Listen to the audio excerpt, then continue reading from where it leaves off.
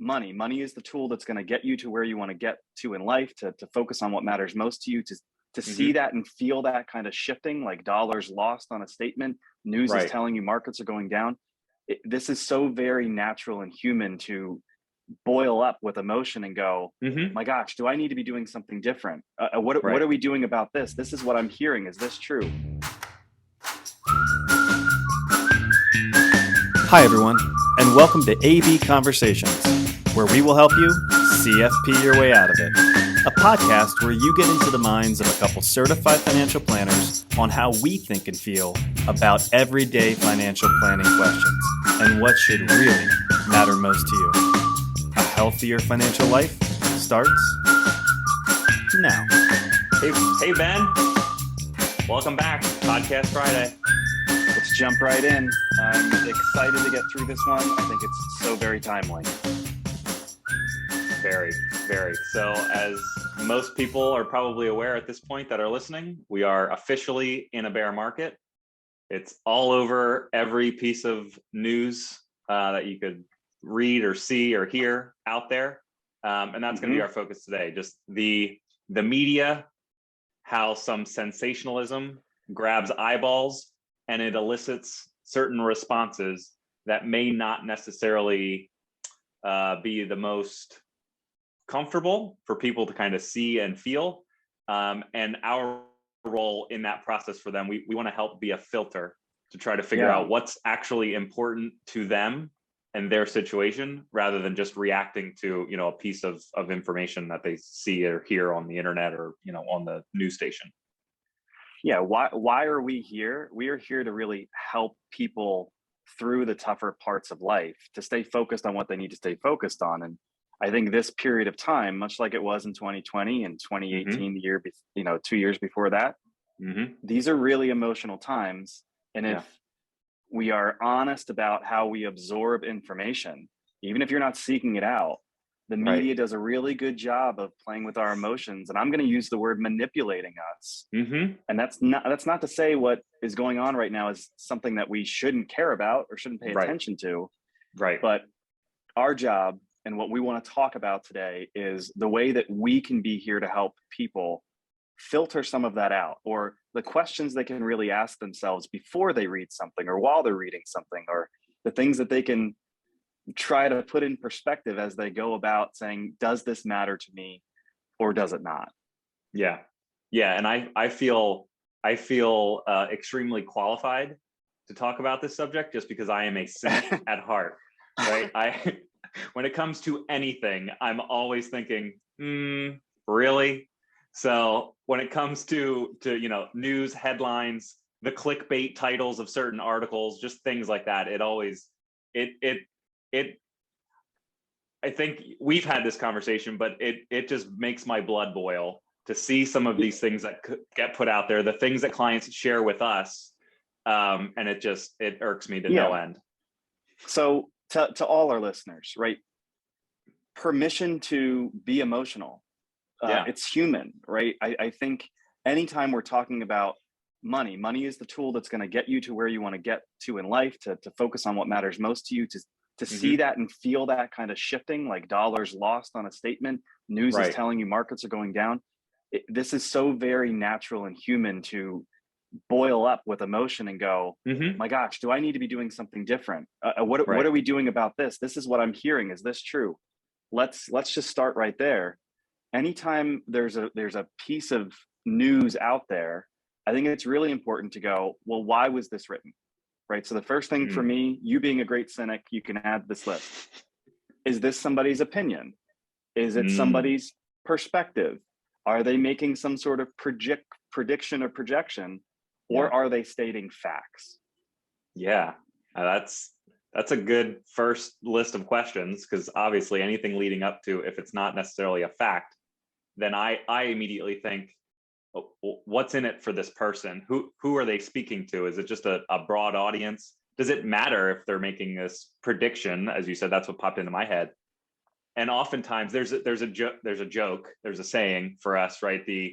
I don't know who it applies to, but the economists, I'm using air quotes around economists, have predicted 20 of the last 2 recessions, because you can call for the end of the world from a financial standpoint as many times as you want. You only need to get that right once for now your name to be in print and say, this person predicted this. But all the times that they were potentially wrong doesn't matter. Yeah, and I'm hopeful that this is helping people kind of frame before you go into that mode of, does this matter to me? It is to frame it up and recognize, yeah, is this clickbait? Are they putting things out for ratings, promoting something that's underlying? Is this an ad to get you to do something different? Right? A lot of what information is supposed to do is elicit some sort of response. Yeah. Usually a negative one, to be honest. and studies will show that, how people then interact with that information is what's going to drive something else to happen. So we have to be careful about that. Yeah. I'll throw this out there just on to piggyback on that. And it didn't necessarily surprise me, but it was still just eye-opening completely. Going back a couple of years, there was the study, I think it was Facebook. The news came out that they shared negative posts or things that elicit either anger or just a negative, upset emotion in people. That's what got the most engagement. That's what people interacted with on social media. So those items are what got in the algorithm in front of your social media feed. And I think just generally the news is no different at this point, where just those items that elicit a strong emotion, it grabs your attention. And ultimately that's the media's role is hopefully, number one, to just share information, right? Share facts, and then let us try to figure out what does that mean for us. But oftentimes there is certainly ulterior motives that as many eyeballs as we can get, it doesn't matter what we're saying, as long as we can sell advertising dollars. Again, this is me being a cynic. That is their business model. That's how they make money. I don't remember reading this, but I know that you shared it with me, so I'm going to put you on the spot. You had seen some sort of study on the usage of the words like breaking news or can you share that? I'm not remembering the details. Yeah, and I don't know the exact. There was, I'm not sure who put it out, but they were looking at CNN in particular, using the breaking news, the red box at the bottom, and it was just tracking how many times that was used over the last couple of years, and it was some astronomical number, and they were pinpointing, and there was like screenshots of certain news alerts that had the breaking news context or the breaking news kind of alert with it, that number one, may not even have been breaking news. And number two, weren't even remotely important to the grand scheme of things.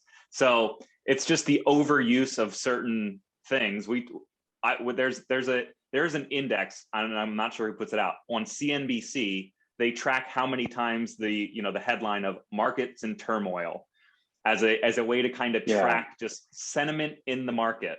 And oftentimes it's a contrarian signal, right? You have enough negative headline news, enough people running for the exits. Usually that means we're probably getting closer to a bottom and things will start to rebound. Who knows if that's true this time around, but it's just interesting to see the usage of certain words that are there, again, just to grab your attention and pull you in. And I think that speaks so much to where we are at right now. And we speak from a very narrow moat here of our client base and the interactions we have with them. So I think to those that aren't working with us, this is still probably true, but I'm not certain of that. But the point is, many people want to be in the know, right? There is a degree when you have gotten to a phase of life where you may feel like you have enough, or you've gotten to a certain point where you are comfortable. The fear of feeling like I'm going to have to leave that space because things aren't going well. You want to pay attention. You want to read things. You want to say, well, is this time different now? Right? We're human. I think all of those things are really common. But if we can shift this back to financial planning, I'll kind of put it back to you. We want to be the vessel to kind of filter that information. And that's the hard part, because we can't control all the things that you see. And now there seems to be more of it. And now it seems to be even more sensationalized, when it probably has to boil down to two questions. What does this mean for you? And do you need to do anything about it? Yes. I'm thinking a conversation I had yesterday with a client that was, he shared with me, I don't check my balances on a daily basis. I'll check it somewhat infrequently. Maybe it's weekly, maybe it's monthly. But he said it's gotten to the point now where I watch the news and I'm seeing these headlines, and it makes me feel scared and depressed at this point, just to see all of this, the negative headlines. And it's at this point, here we are, 6 months from the last market peak, beginning of January, and it just feels like it's never going to stop, right? We're just going to continue to have this volatility. Things are just going to continue to go down. And even to the point where someone who isn't as plugged in doesn't check it on a regular basis because he knows himself, I don't need to check this on a regular basis, is having a hard time avoiding the negative emotions that come along with this, even when he's actively trying to not seek it out, like trying to keep it off of his radar. But what you said there, those questions on what does it mean, and or I guess, is it important? And then what should I do, if anything, about it? Ultimately, that's where we want to be that filter for people. So unlike, the social media, or unlike the news that is just blasting this information out to every single person that wants to listen to it, we want to be the filter for our relationships. Yeah. The whole point of why we lead with planning is so that we understand their situation, so that we can try to parse out, is this something that is going to affect you? And even when these news stories are facts, right? Even when everything is true, bingo, it still needs to come back to, okay, but then what? Is this something we need to worry about? Is this something or is there something then that we need to change or address based off of that information? And oftentimes the answer is no, but that's where we want to play that role to help figure that out. Because I think people without any information, without any context, people assume the worst. They think about the worst possible outcome. I love everything you just said. And it's welling up in me, that comment of like, it's going to sound cheesy. We want to hold your hand through that and go back to the main point. I mean, this is why we talk about, is this money you need to touch right now, or is this long-term money? I know the person you're talking about, there's cash in the bank. You're okay. Mm-hmm. It is hard to remember that this is a point in time. We are in a moment in time, and nobody knows what's going forward. And we can look back and get frustrated and go, man, we should have predicted this. In some ways, we knew there were supply chain issues. We knew COVID was still around in China. The war was unpredicted, but we knew that there was going to be some dominoes with that. It all feels heavy right now, but it's a moment in time. Yeah. So if nothing else, we want to provide the context of, these things happen. Here's what's happened in the past and what it may mean moving forward. But we've prepared for this, and that's why the plan exists. And if we can keep our focus on that, all these inputs of information and fear and news articles, is it affecting this baseline plan? Do you need to touch this money now? Do you need to do something different? More often than not, the answer is no. And that's good. That's why you had the plan. You're sitting in this lifeboat. You don't want to jump out of the lifeboat, even when the storm's coming and you're taking on water. Yeah. And it often, it just feels anticlimactic, right? It just doesn't feel as impactful to get to the end of that and feel that doing nothing is the correct response, right? It just, the emotional and psychological side of, I want to do something that it feels like I have some level of control over anything at this point. And that's why I hope people will continue to take the calls or listen to what we do, or feel comfortable reaching out to us or share the articles that they have.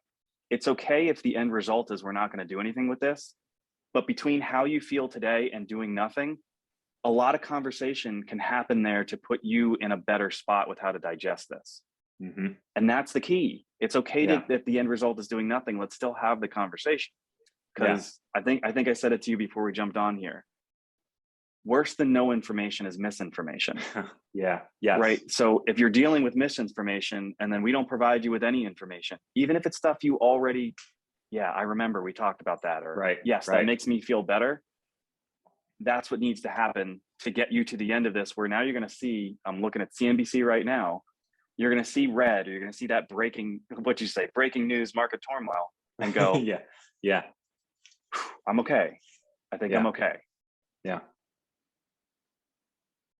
I'm sorry. I feel like I just talked for 5 minutes very passionately, and now I'm like, what am I passing back to you? I don't know.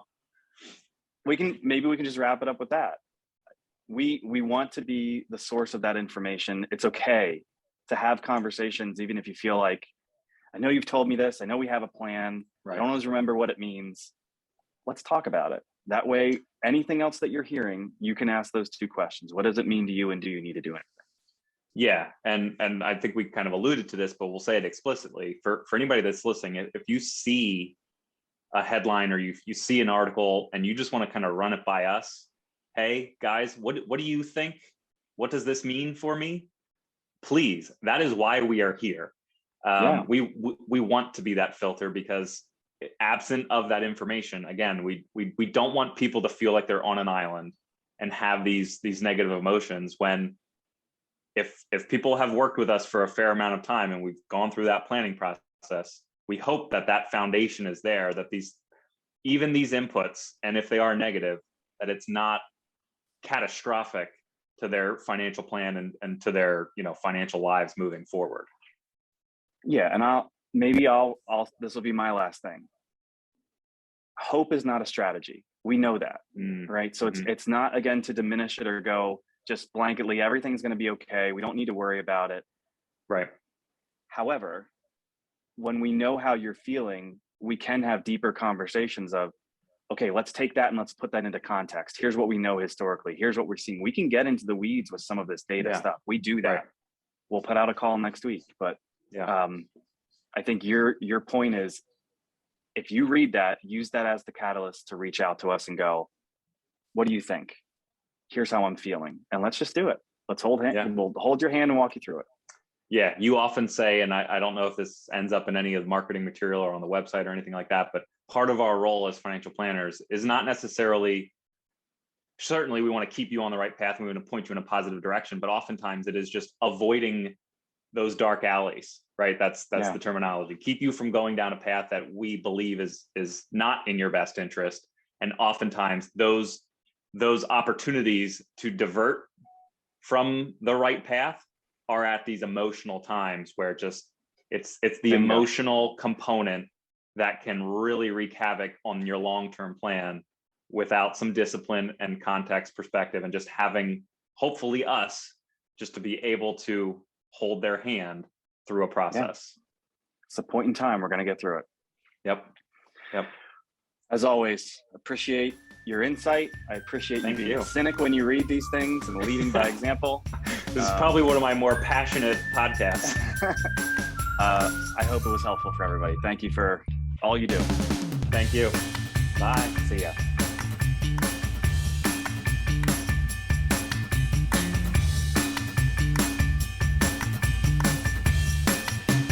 Hey everyone, Adam and I really appreciate you tuning in. Please note that the opinions we voiced in the show are for general information only and are not intended to provide specific recommendations for any individual. To determine which strategies or investments may be most appropriate for you, consult with your attorney, your accountant, and financial advisor or tax advisor prior to making any decisions or investing. Thanks for listening.